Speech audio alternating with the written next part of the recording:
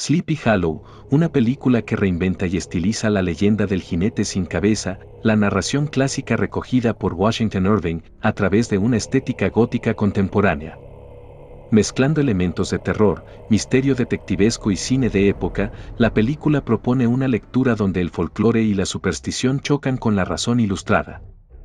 A continuación se ofrece un análisis profundo y equilibrado, se examinan la estructura narrativa, las decisiones estéticas, los temas centrales y, con especial detenimiento, los personajes clave y su función dramática. La obra toma como punto de partida la célebre La leyenda de Sleepy Hollow y la reinterpreta en clave de thriller gótico.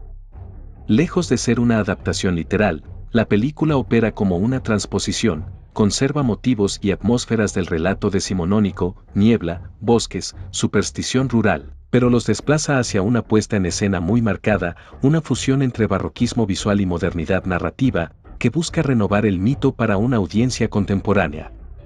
El resultado es una fábula oscura que combina espectáculo con un intento serio de explorar tensiones temáticas, fe vs razón, pasado vs progreso, identidad colectiva. Narrativamente, la película se abre con la llegada de un forastero, un agente de la ilustración, un hombre de la ley y la ciencia, a un pueblo rural acosado por una figura sobrenatural. A partir de esa premisa clásica se despliega un relato que alterna, un plano de misterio, quién es el jinete, por qué vuelve, qué motiva las muertes, un plano social, rivalidades familiares, viejos rencores y tensiones económicas locales, un plano simbólico, la lucha entre el empirismo moderno y las creencias tradicionales. El tono es mayormente gótico y sombrío, aunque salpicado por momentos de humor negro y por un registro a veces expresionista. La película mantiene un ritmo que prioriza la acumulación de atmósfera, niebla, sombras, silencios, la resolución combina lógica deductiva con la restitución, parcial, de lo fantástico como realidad operativa en la comunidad.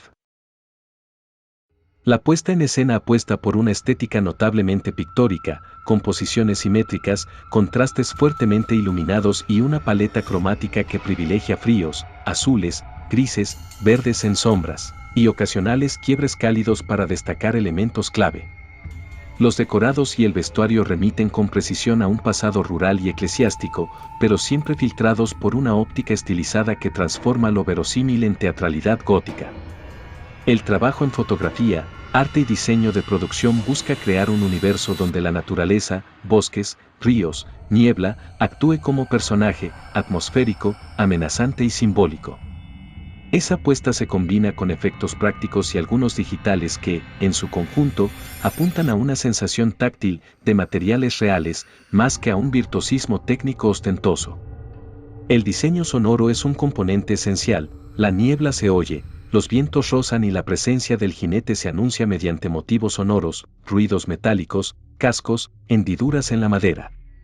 La banda sonora subraya la inquietud con leitmotivs que alternan coros, percusión y arreglos orquestales oscuros, funciona con eficacia para modular la tensión y marcar transiciones entre lo racional y lo místico. Uno de los ejes más claros es la tensión entre dos formas de conocimiento, la fe o la superstición comunitaria y la razón ilustrada personificada por el forastero. La película explora cómo cada epistemología aporta y sesga una visión del mundo. La ciencia del protagonista no es despreciativa del todo de lo sobrenatural, por el contrario, su método inquisitivo, observación, experimentación, interrogatorio, choca con una cultura que normaliza lo inexplicable. El jinete, como figura del pasado, funciona metafóricamente como la memoria colectiva que vuelve para ajustar cuentas. La película sugiere que los silencios históricos, crímenes viejos, injusticias privadas, no desaparecen, retornan con violencia si no son reconocidos. En ese sentido, el terror es también un modo de retributiva memoria. Sleepy Hollow, como microcosmo social, muestra dinámicas de sospecha, linchamiento moral y mecanismos de exclusión. La narrativa evidencia que en muchas ocasiones una comunidad busca explicar lo inexplicable externalizando la culpa sobre individuos y minorías o sobre el otro, el protagonista. El hombre de ciencia que actúa como acusador y salvador, presenta rasgos de masculinidad en crisis, entre el deber profesional, las pérdidas personales y la presión social. Su viaje es, también, una búsqueda de sentido en un mundo donde antiguas estructuras, familia, religión y nuevas, orden jurídico, colisionan.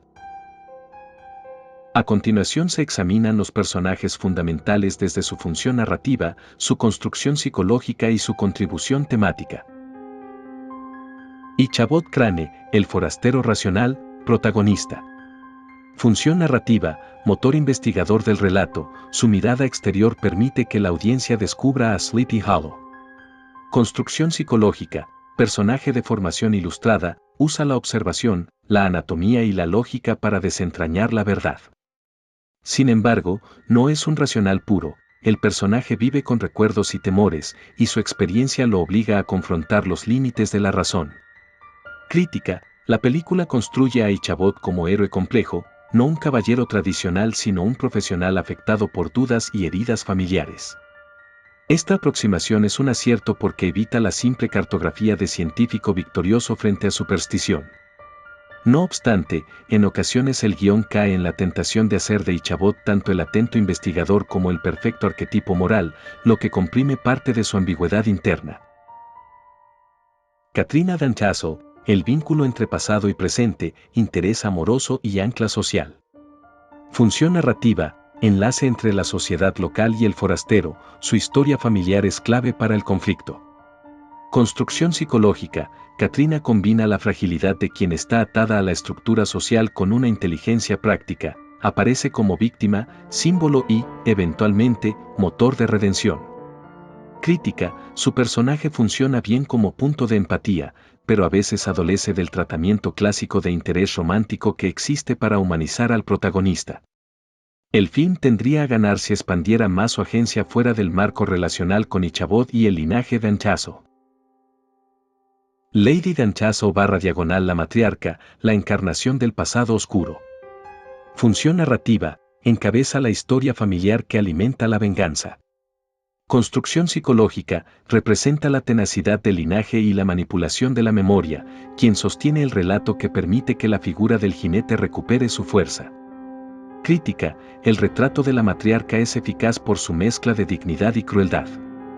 Sin embargo, el personaje corre el riesgo de volverse demasiado emblemático, como la encarnación del mal familiar, y pierde matices que lo hubieran vuelto aún más verosímil. El jinete sin cabeza, la figura monstruosa y memoria vengativa. Función narrativa, antagonista simbólico y literal, en la trama funciona como el impulso catalizador que obliga a la comunidad a rebelarse.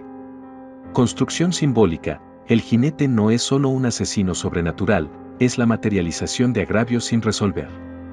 Su falta de cabeza subraya la ausencia de racionalidad y la persistencia de la violencia atávica.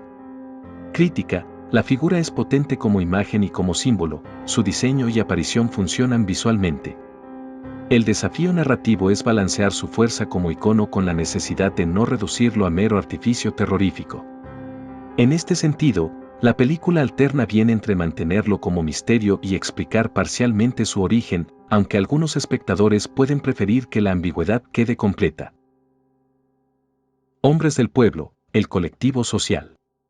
Función narrativa, revelan facetas del tejido comunitario, rivalidades, traiciones, alianzas.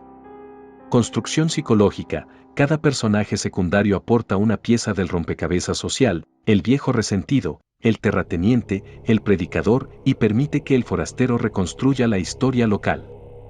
Crítica, el conjunto de secundarios está bien perfilado para mantener el ritmo y la intriga, no obstante, por razones de metraje, varias biografías quedan en la periferia, ofreciendo arquetipos más que personajes completamente desarrollados.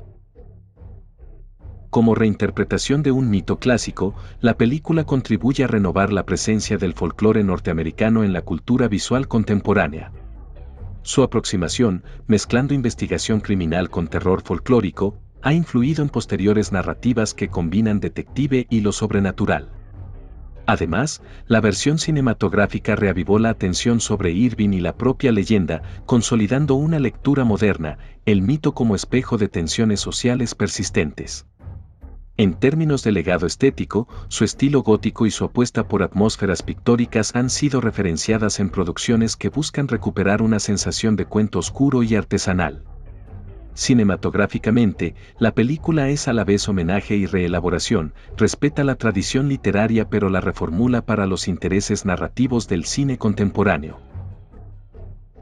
Sleepy Hollow funciona como ejemplo de adaptación creativa, no pretende reproducir palabra por palabra el relato original, sino extraer de él las obsesiones más potentes, miedo, memoria, culpa, y proyectarlas en una fábula visual y simbólica.